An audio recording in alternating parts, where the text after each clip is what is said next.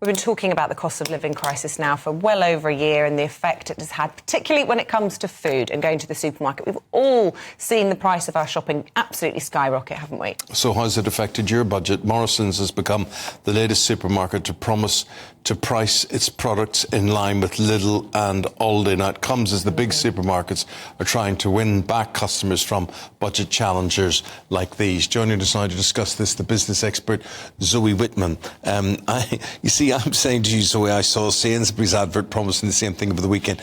Now I'm thinking, did I imagine that? Was it Morrisons? It could have been Morrisons.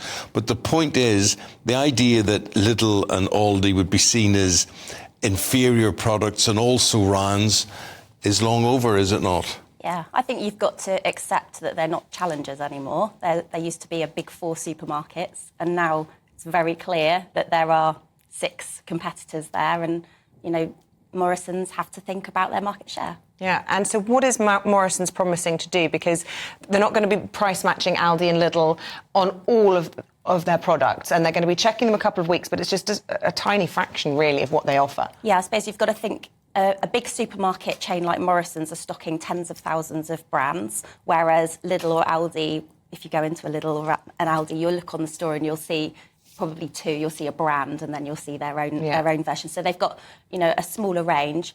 Morrisons have said they're going to price check against 200 products. Actually, that doesn't mean that all of those prices are going to be reduced. I think some of them were already at that same price. That's interesting. Yeah. So they're already It's interesting you talk about what they stock. We are going to see changes like that. Already, for me, the obvious thing is shrinkflation, which I get quite annoyed about. And but I see why it's there for, because they can charge the same price for less product and whatever.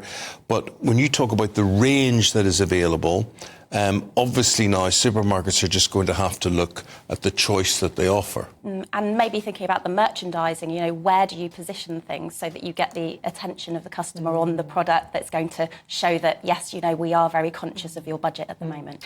Well, Morrisons won't be doing this because they're worried about people's budget, surely. They'll be doing this because they've noticed their share of the market reducing in recent years. How are they doing in the face of competition from the likes of these German outliers?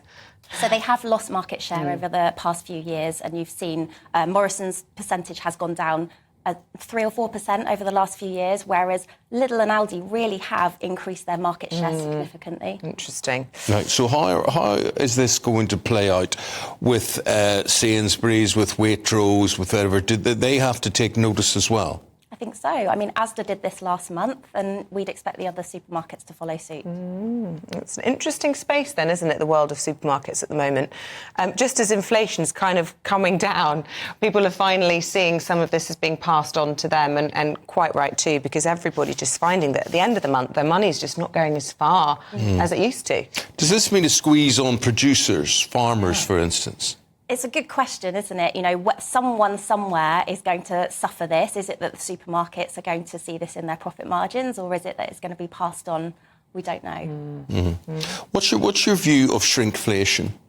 Well, I'm a mum. I've got 2 small children. I'm very aware of my shopping budget, and I notice that things come in smaller packages. Or, in fact, as a consumer, my choice in the shop is to go for a smaller package. So I think, we're all aware that our budgets are being pushed all the time. And the only real discretionary spend that most families have is with their shopping budget. It's the easiest way to vote with your purse. So we need to be thinking about the choices we're making. And how much does the experience affect where people decide to go? Because for me, I sometimes have favourites based on, look, I'm not going to name which brands, but some have like clothing or homewares, or you can go and pick up a digital iPad holder for your car whilst you're there or whatever.